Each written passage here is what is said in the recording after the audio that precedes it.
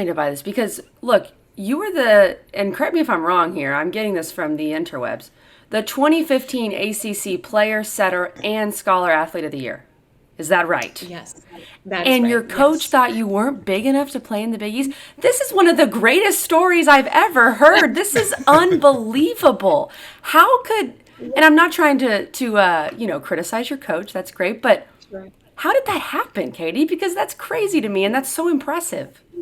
Well, I think it's what we see every day. And thank you. I appreciate it. It's you see athleticism, you see height, you see Yeah. speed, you see big hands if we're talking football.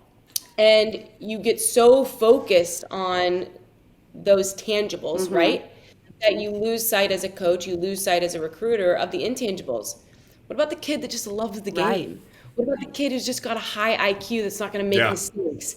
She might not be able to jump and touch 10 feet and be a great blocker, which I wasn't, broke both thumbs because I was so little and people were just hitting down at me.